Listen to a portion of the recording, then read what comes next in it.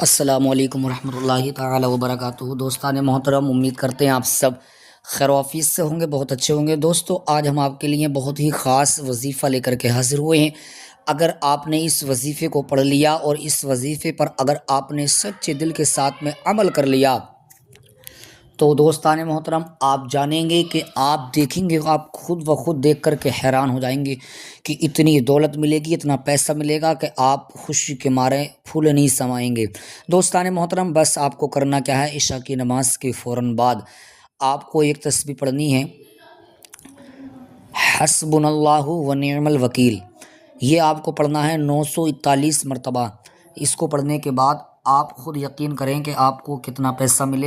عشاء کی نماز کے فوراً بعد آپ کو یہ وظیفہ پڑھنا ہے۔ اس کے بعد میں آپ کو خوشی کا اظہار کرنا ہے اور اللہ کی بارگاہ میں دعا کرنی ہے کہ رب تبارک و تعالی ہمارے جائز کاموں کو مکمل فرمائے اور ہمارے دل کے اندر جو ہماری سوچ ہے اس سوچ کو رب تبارک و تعالی مکمل فرمائے۔ اور دوستان محترم، آپ کو یہ خیال رکھنا ہے کہ عشاء کی نماز آپ کو اگر کوئی مرد پڑھے تو اس کو جماعت سے ادا کرنی ہے، کوئی لیڈیز پڑھے تو اس کو اپنے وقت پر، صحیح وقت پر عشاء کی نماز کو ادا کرنا ہے۔ جس جگہ نماز کو ادا کیا جائے گا اسی جگہ پر بیٹھنے کے بعد اس تسبیح کو پڑھا جائے گا، حسبنا اللہ و نعم الوکیل۔ 941 مرتبہ یہ تسبیح آپ کو پڑھنا ہے۔ اول و آخر 3 یا 7 مرتبہ درود پاک پڑھنا ہے اور اس کے فوراً بعد آپ کو یہ پڑھنے کے بعد میں دعا کرنی ہے۔ دعا اس انداز میں ہونی چاہیے کہ آپ اللہ کی بارگاہ میں گڑ گڑا رہے ہیں، رو رہے ہیں، پریشانی کا اظہار کر رہے ہیں۔ بے شک رب ہی آپ کے کاموں کو بنانے والا ہے، بے شک رب ہی آپ کو عزتوں سے نوازنے والا ہے۔ وہ رب بڑا کریم ہے، بڑا بے نیاز ہے، وہ بڑا شان والا ہے۔ اگر آپ سچے دل سے اس رب کی بارگاہ میں دعا کریں گے تو بے شک اللہ رب العزت آپ کی جائز مرادوں کو پورا فرمائے گا، آپ کے نیک دلی جائز تمناؤں کو، آرزوؤں کو، حاجتوں کو پورا فرمائے گا۔ دوستان محترم، امید کرتے ہیں آپ سب اس وظیفے کو اچھی طریقے سے سمجھ چکے ہیں، لیکن اگر آپ نے یہ وظیفہ بیچ میں چھوڑ دیا تو آپ کوئی فائدہ اس سے حاصل نہیں کر سکتے ہیں۔ اگر آپ کو واقعی اس سے فائدہ حاصل کرنا ہے، اس سے کوئی فیض پانا ہے، اگر واقعی آپ کو اس وظیفے سے ایک اچھا اور ایک سچا کام لینا ہے تو آپ کو اس کو کنٹینیو ڈیلی کرنا ہے، بنا ناغہ 41 دن تک آپ کو یہ وظیفہ کرنا ہے۔ 41 دن تک آپ کو یہ وظیفہ آپ کا چلے گا۔ اس کے ساتھ ساتھ اگر آپ کو کوئی کام بیچ میں ایسا پڑ رہا ہے کہ جس کی وجہ سے آپ کو کہیں جانا پڑ رہا ہے تو آپ کوشش یہ کریں کہ آپ کی نماز نہ چھوٹے۔ اگر نماز کسی وجہ سے چھوٹ جائے تو آپ اس نماز کو پھر ادا کریں دوبارہ، لیکن اس وظیفے کو عشاء کی نماز کے بعد آپ کو پڑھنا ہی ہے ہر حال میں۔ اور پڑھنے کے بعد آپ اس کے کرشمے دیکھیں، اس کا جادو دیکھیں۔ آپ اتنا پاورفل وظیفہ ہے یہ، جس نے بھی کیا ہے وہ مالا مال ہو گیا، راتوں رات مالدار ہو جاتا ہے، راتوں رات امیر ہو جاتا ہے۔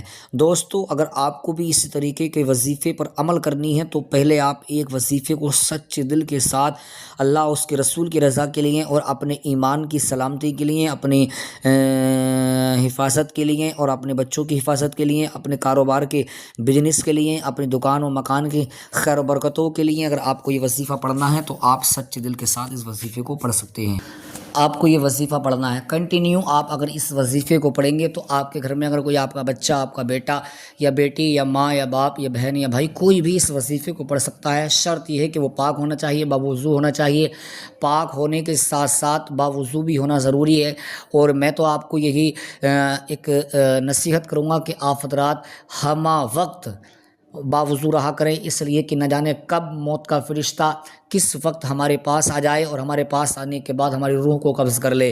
تو آپ اندازہ لگائیے کہ آپ کا اور میرا عقیدہ یہ ہے کہ ہم مومن کی قبر میں حضور صلی اللہ تعالیٰ علیہ وسلم تشریف لاتے ہیں، تو کیا آپ اور میں حضور صلی اللہ علیہ وسلم کو بنا وضو کے ہم جائیں گے تو کیا حضور کے سامنے ہم کیا ہمارا وہ ذہن رہے گا اس وقت؟ کیا ہم حضور کو منہ دکھائیں گے؟ اس لیے میں کہتا ہوں کہ حضور صلی اللہ تعالیٰ علیہ وسلم کا دیدار قبر میں ہمیں بے شک ہوتا ہے، لیکن آپ کو اس کے ساتھ ساتھ پاک بھی رہنا ہے، باوضو رہنا ہے۔ اور پاک اگر آپ ہوں گے تو آپ کے لیے بہت اچھا رہے گا، اور یہ آپ کی صحت کے لیے بھی اچھا رہے گا، آپ کے جسم کے لیے بھی اچھا رہے گا، اور مرنے کے بعد آپ قبر میں بھی اسی اعتبار سے کامیاب نظر آئیں گے۔ اگر آپ نے یہ عقیدہ، یہ معمول بنا لیا کہ آپ پاک رہتے ہیں، پاکی کو حاصل کرنے کے لیے ہم وقت تیار رہتے ہیں، کہ اگر آپ ناپاک ہو جاتے ہیں تو زمین کی جو مٹی ہے یہ ہمارے لیے بد دعا کرتی ہے کہ مولا اس کو اٹھا لے، یا تو یہ ہمارے اوپر سے ہٹ جائے یا پھر ہماری سینہ چیر کر کے اس کو ہمارے اندر پیوست کر دے۔ تو آپ کو چاہیے کہ اگر آپ کسی بھی لمحے میں ناپاک ہو جائے تو کوشش یہ کریں آپ کہ ہم بہت جلد پاک ہونے کی کوشش کریں اور باوضو رہا کریں۔ وظیفہ آپ کو باوضو پڑھنا ہے، پاک ہونا ہے، اور پڑھنے کے بعد آپ کو اللہ کی بارگاہ میں دعا مانگنی ہے رو رو کر کہ مولا میرے جائز کاروبار میں بے پناہ برکتیں عطا فرما، وسعتیں عطا فرما، رفعتیں عطا فرما، جان کی، مال کی، عزت و آبرو کی حفاظت فرما۔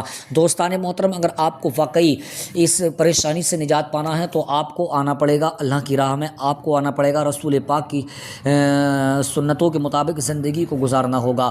دوستان محترم، میں امید کرتا ہوں کہ اللہ پاک آپ کے تمام بگڑے کاموں کو بنائے، اللہ کریم آپ کی جائز تمناؤں کو پورا فرمائے، اللہ کریم آپ کو مدینہ شریف، کعبہ شریف، بغداد شریف، کربلا شریف کی حاضری نصیب فرمائے۔